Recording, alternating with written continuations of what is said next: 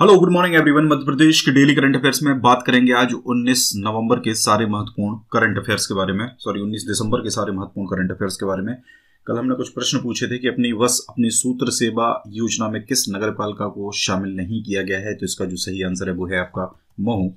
गरीबनाथ मेले का आयोजन किस जिले में किया जाता है? तो मध्य प्रदेश के शाजापुर जिले में गरीबनाथ मेले का आयोजन किया जाता है। निम्नलिखित में से किसने वसुधा और प्रहरी मासिक पत्रिकाओं का संपादन किया? तो हरिशंकर परसाई जी हैं जिन्होंने इन पत्रिकाओं का संपादन किया था। निम्न में से कौन मध्य प्रदेश की बैडमिंटन खिलाड़ी रही हैं? तो यहाँ पे बात करें तो सरोजनी आप्टे जो है वो मध्य प्रदेश की बैडमिंटन खिलाड़ी रही हैं। ठीक है। और यहाँ पे अगर हम बात करें रेणुका यादव, मोनिका मलिक, प्रियंका वानखेड़े, तो ये तीनों जो हैं ये मध्य प्रदेश की हॉकी की खिलाड़ी रही हैं। ठीक है। तो ये भी आपको याद रखना है कि मध्य प्रदेश की ये तीनों जो खिलाड़ी हैं ये हॉकी की हैं। दूसरी अगला जो आंसर किया है इसका, ये आंसर किया है प्रतिभा श्रीवास्तव ने। और अपनी बस सेवा सूत्र योजना में महू नगरी पालिका को शामिल नहीं किया गया है। इस योजना का शुभारंभ 23 जून 2018 को इंदौर के जवाहरलाल नेहरू स्टेडियम से प्रधानमंत्री नरेंद्र मोदी के द्वारा किया गया था। ध्यान रखिए 23 जून 2018। ठीक है। ये डेट याद रखिए, इंपॉर्टेंट होती है। योजनाओं की जो डेट है वो काफ़ी इंपॉर्टेंट होती है। दूसरी चीज़ अगर हम यहाँ पे बात करें कि यह जो योजना है वो पब्लिक ट्रांसपोर्टेशन से जुड़ी हुई है। इस योजना का उद्देश्य राज्य की जो पब्लिक ट्रांसपोर्टेशन सुविधा है उसको बेहतर बनाना और दूर दराज के क्षेत्रों को राजधानी भोपाल से जोड़ना। यह योजना urban development and housing department के अधीन है। इस योजना में एक और खुशबू गीता ब्रह्मी ने अच्छा आंसर किया है।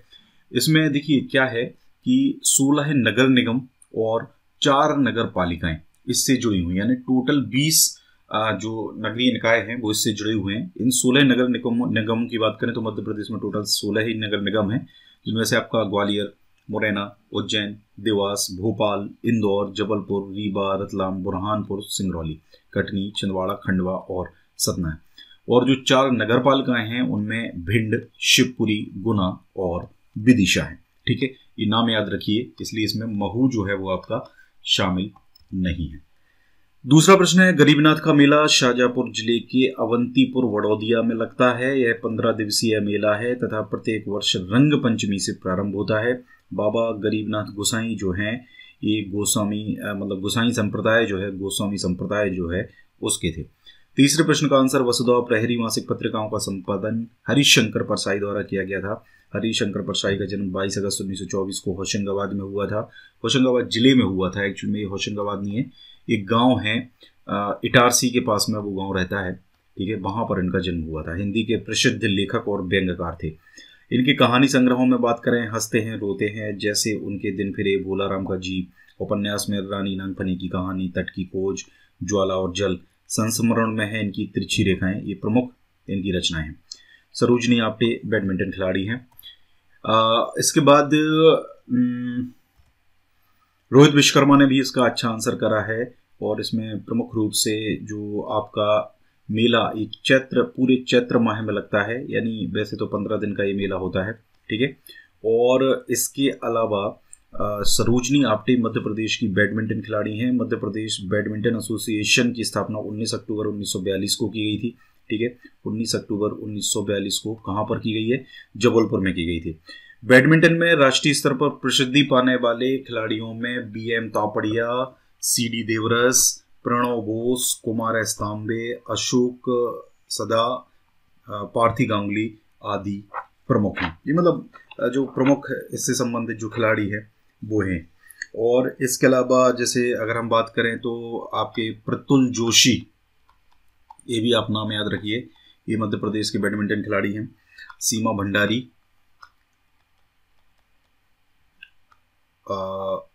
अशोक सदा हुई गए हैं, ये प्रमुख आदित्य जोशी, ये प्रमुख जो बैडमिंटन खिलाड़ी वो आपके हो जाएंगे।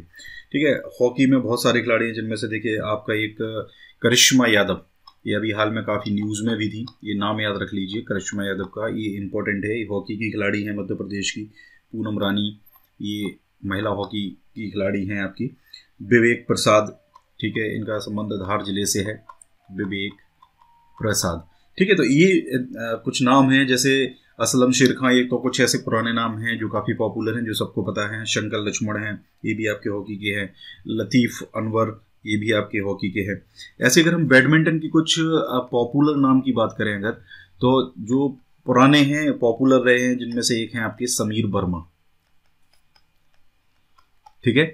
और इसके अलावा सौरभ वर्मा, ये काफ़ी पॉपुलर हैं, सौरभ वर्मा। और आपकी जो सरोजनी आप्टे हैं, ये 6 बार राष्ट्रीय बैडमिंटन चैंपियनशिप में उप विजेता रही हैं, ठीक है। तो आपको ये भी पता होना चाहिए, 6 बार राष्ट्रीय बैडमिंटन चैंपियनशिप में उप विजेता रही हैं मध्य प्रदेश की प्रसिद्ध आपकी बैडमिंटन की ये खिलाड़ी आपके हो जाएंगे। हॉकी की भी काफ़ी खिलाड़ी मैंने आपको बता दी है।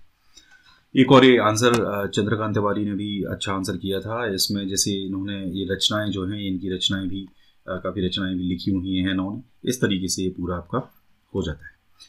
आज के लिए आपका प्रश्न है, मध्य प्रदेश के किस जिले से भज्जू श्याम का संबंध है? दूसरा प्रश्न है, निम्नलिखित में से कौन सा जिला पवन चक्की से सर्वाधिक सिंचाई वाला जिला है? तीसरा प्रश्न है, मध्य प्रदेश में किस स्थान से प्रधानमंत्री फसल बीमा योजना की शुरुआत की गई है? और आपदा प्रबंधन संस्थान का गठन किस वर्ष किया गया था? ये 4 प्रश्नों के जवाब जो हैं वो आपको देने, ठीक है। इन प्रश्नों के जवाब आप कमेंट करके बताएं।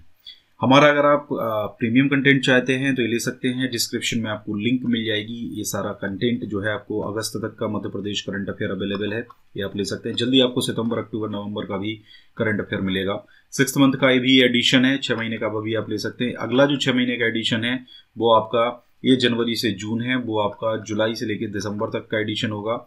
और उसमें भी आपको मतलब 6 मंथ एडिशन होगा आपका कुल मिला के, और ये आपको जनवरी 2021 में मिलेगा। इसके अलावा कुछ साइंस वगैरह के भी नोट्स हैं, ये भी आप ले सकते हैं।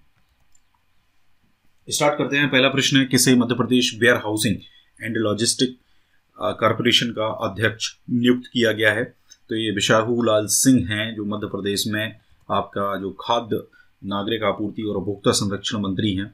और राज्य सरकार के द्वारा एक आदेश जारी किया गया है जिसके अनुसार इनको Madhya Pradesh warehousing and logistic corporation का अध्यक्ष नियुक्त किया गया है, ठीक है। ये अध्यक्ष वगैरह जो हैं, जितने भी बनाए जा रहे हैं, मैं आपको कभी कभी बता रहा हूँ उनके बारे में, तो वो जैसे जैसे बनते जा रहे हैं वैसे वैसे मैं आपको बताता जा रहा हूँ। तो ये आप याद करके रखिए, इस तरीके के प्रश्न पूछे जाएंगे आपसे पटवारी का जो एग्ज़ाम होगा उसमें, ठीक है। बाकी उतना ज़्यादा महत्वपूर्ण नहीं है, लेकिन पटवारी के एग्ज़ाम में इस तरीके की चीज़ें जरूर पूछी जाती हैं।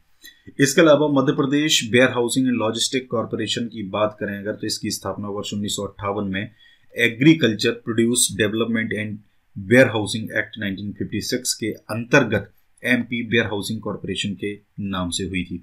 इसमें केंद्रीय वेयर हाउस और राज्य की 50% की अंश पूंजी थी, यानी 50-50% का दोनों का शेयर था, केंद्र का और राज्य का, ठीक है। और बाद में फिर 1962 का जो वेयर हाउस एक्ट है उसके द्वारा 1956 का एक्ट जो है वो निरसित हो गया था, ठीक है। तो इस कुल मिला के 1962 में भी एक वेयर हाउस एक्ट आया था, ठीक है। तो कुल मिला के इससे संबंधित आपका जो स्टैटिक जीके है वो हो जाएगा। अगला प्रश्न है, 18 दिसंबर को मध्य प्रदेश के किस जिले में आयोजित किसान महासम्मेलन को प्रधानमंत्री नरेंद्र मोदी ने संबोधित किया? तो ये रायसेन जिले में एक किसान महासम्मेलन हुआ था 18 दिसंबर को। प्रधानमंत्री नरेंद्र मोदी ने 18 दिसंबर को मध्य प्रदेश के रायसेन में आयोजित किसान महासम्मेलन में प्रदेश के लाखों किसानों को सीधे यानी कि वर्चुअली संबोधित किया, ठीक है। किसान जो है वो इसमें कार्यक्रम स्थल से प्रदेश के सभी जिले, जनपद और ग्राम पंचायतों से वर्चुअली इससे जुड़े हुए थे। इस कार्यक्रम में प्रदेश के 35.5 लाख किसानों के खाते में फसल नुकसानी की प्रथम किश्त के रूप में 1600 करोड़ रुपए की राशि जो है वो अंतरण की शुरुआत करी गई है, यानी कि अभी 1600 करोड़ रुपए इनको पहली किस्त के रूप में दे दिए गए हैं। कितने किसानों को? 35 लाख किसानों को। मुख्यमंत्री चौहान द्वारा कार्यक्रम में 70 करोड़ रुपए से अधिक कृषि अधोसंरचना विकास के कार्यों का शिलान्यास या लोकार्पण भी किया गया है। इसके साथ ही 2000 मछुआ पालक और पशुपालकों को किसान क्रेडिट कार्ड का वितरण भी इसके माध्यम से किया गया है। तो ये सारी चीजें हो जाएंगी। अगला प्रश्न है, निम्न में से किस शहर में AFBD एयर सेवा हेल्प डेस्क का शुभारंभ किया गया है? तो ये मध्य प्रदेश का भोपाल है, जहाँ पर ये जो हेल्प डेस्क है EFDB एयर सेवा हेल्प डेस्क का शुभारंभ किया गया है।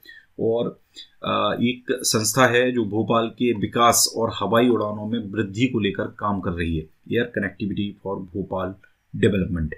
इसने वसुंधरा ट्रेवल समूह के द्वारा EFBD यानी कि air connectivity for Bhopal development air सेवा हेल्प डेस्क का शुभारंभ जो है वो किया है। EFDB एयर सेवा प्रदेश का पहला free air travel help desk centre है।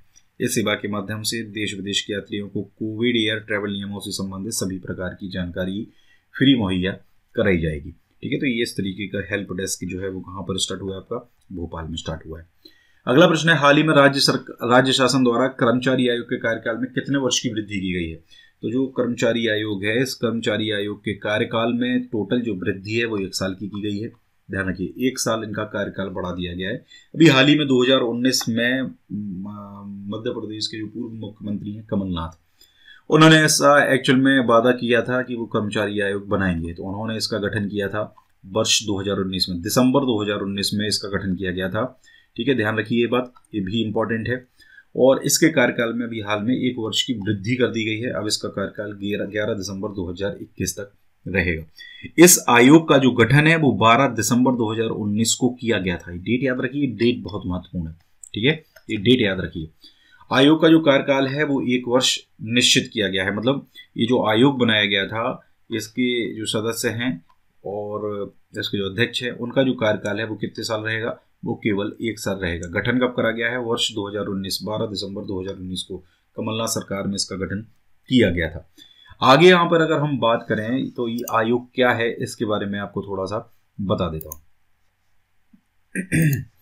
ये जो आयोग है, ये कर्मचारी जो है, ये कर्मचारी चयन आयोग नहीं है, इसमें कंफ्यूज ना हो।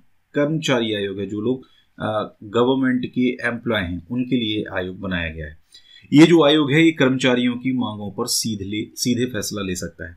ये आयोग कर्मचारियों की वेतन विसंगतियों, सेवा शर्तों के साथ साथ सरकार से कार्य प्रणाली में सुधार की सिफारिशें भी करता है। ये प्रमुख कार्य है, इसका उद्देश्य है। देखिए, कोई आयोग है तो उसके बारे में आपको ये पता होना चाहिए कि वो आयोग करता क्या है। इस आयोग में रिटायर्ड IAS अजय नाथ अध्यक्ष बनाए गए थे, जो अभी आगे भी अध्यक्ष रहेंगे। योगेश सोनगरिया रिटायर्ड जज हैं। Akhilesh Agarwal retired engineer in chief हैं, ये इसके सदस्य हैं। इसके अलावा कर्मचारियों के प्रतिनिधि के तौर पर वीरेंद्र खोंगल को भी इसका सदस्य बनाया गया था। GAD वित्त विभाग के नॉमिनेटेड अफसर भी इसके सदस्य हैं। रिटायर्ड IAS मिलिंद वाइकर को आयोग का सचिव बनाया गया। तो ये बनाए गए थे वर्ष 2019 में, लेकिन इनका कार्यकाल जो है वो अभी आगे रहेगा। ठीक है, क्योंकि 1 साल इसका कार्यकाल बढ़ा दिया गया है। तो गाइस, ये पूरा था हमारा आज का करंट अफेयर का वीडियो अगर अच्छा लगा है तो ज़्यादा से ज़्यादा लाइक करिए, वीडियो को ज़्यादा से ज़्यादा शेयर करिए, कमेंट्स करिए वीडियो पे। Thank you very much.